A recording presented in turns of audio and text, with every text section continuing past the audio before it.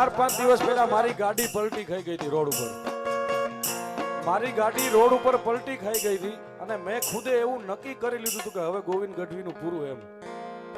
અને મોઢામાંથી નામ વયું ગયું, ક્યાં ગયો મારો બાપ એમ. હા, અને સાહેબ ભોળા જ જાતો હતો હું. મંગળવારનો દિવસ હતો, ભોળા જ જાતો હતો અને ગાડી 3 પલટી મારી ગઈ, 3 ગલોટિયા રોડ ઉપર ખાઈ ગઈ. ગાડી ટોટલ લોસ થઈ ગઈ છે, કંપનીમાં આવી ગઈ છે. પણ હું દાદાના સાનિધ્યમાં પહોંચ્યો અને બાપને વાત કરી કે બાપુ આવું થયું. ત્યારે દાદાએ કીધું હતું કે તમારી ગાડી છે ને ઊંધી પડી ગઈ હતી, એમાંથી સીધી થઈ નથી, સીધી કરી છે સાહેબ.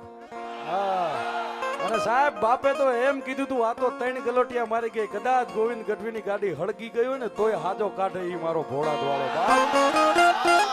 એટલા માટે મારે કેવું પડે કે કણે કણમાં મારો બાપ બેઠો છે, અણે અણમાં મારો બાપ બેઠો છે. એ ભાલમાં તું ભોળાદમાં તું, ભાલમાં તું ભોળાદમાં તું, દાદા છોરું માને આખા વિશ્વમાં છે તું દાદા.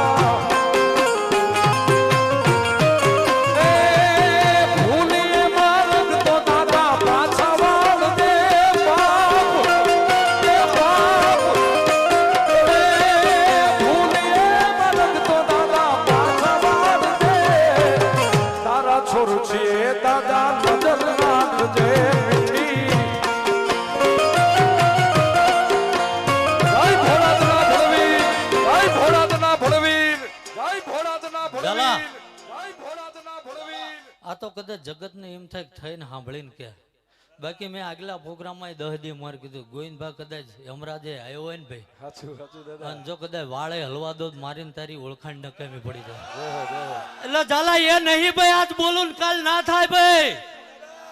અને કદાચ આ ભાવો ધોળા છે ને કદાચ યમરાજ આડો ઉતરે ને ભાઈ, અને 9 વરા માર કર્યું એ ફેર ધીંગાણું કરવું પડે. વિક્રમસિંહ નો દીકરો પાછો નહીં પડે ભાઈ.